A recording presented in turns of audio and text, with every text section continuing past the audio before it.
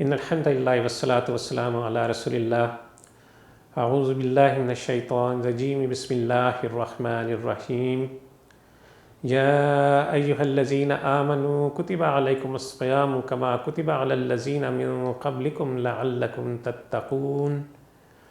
اے لوگو جو ایمان لائے ہو، تم پر روزے فرض کیے گئے ہیں جس طرح تم سے پہلے انبیاء کے پیرووں پر فرض کیے گئے تھے، اس طرح توقع کی جاتی ہے کہ تم تقوی کی روش پر چل سکو گے۔ ناظرین کرام، رمضان المبارک وہ مہینہ ہے جسے اللہ عز و جل نے اپنا مہینہ قرار دیا ہے، اور اس ماہ مبارک کی خاص اپنی طرف نسبت فرمائی۔ اس وجہ سے یہ مہینہ دوسرے مہینوں سے ممتاز حیثیت رکھتا ہے۔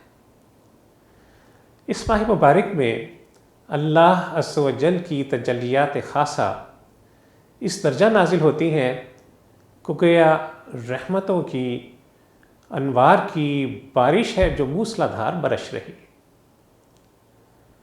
رمضان المبارک ایسا برکتوں والا مہینہ ہے کہ اس کا پہلا عشرہ اللہ کی رحمت کی مسلسل بارش ہے، جس کے باعث گناہوں اور ظلمتوں کو دھونے کا ایک نادر موقع میسر آتا ہے۔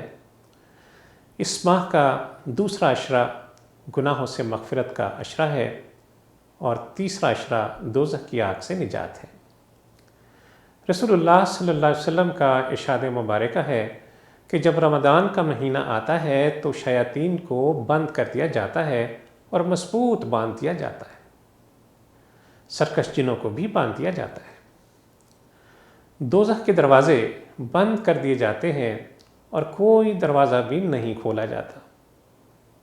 اسی طرح بہشت کے تمام دروازے کھول دیے جاتے ہیں اور کوئی دروازہ بھی بند نہیں کیا جاتا۔ ایک آواز دینے والا من جانب اللہ یہ ندا دیتا ہے کہ اے نیکی کے طالب آگے بڑھ کہ نیکی کمانے کا وقت آن پہنچا۔ اے بدی کے چاہنے والے رک جا، اپنے نفس کو گناہوں سے باز رکھ کہ گناہوں سے توبہ کرنے کا وقت آن پہنچا۔ اللہ عز و جل اس ماہ مبارک میں کثرت سے بندوں کو معاف فرماتے ہیں اور کثرت سے بندوں کو دوزخ کی آگ سے نجات عطا فرماتے ہیں۔ ہے کوئی بخشش کا طلبگار کہ بخشش پائے؟ ہے کوئی سوالی کہ اس کا سوال پورا کیا جائے؟ اللہ عز و جل سے دعا ہے کہ اس ماہ مبارک سے ہمیں نیکیاں کشید کرنے کی توفیق عطا فرمائے۔ وصلی اللہ تعالی علی خیر خلقہ محمد وعلی آلہ وصحبہ وسلم۔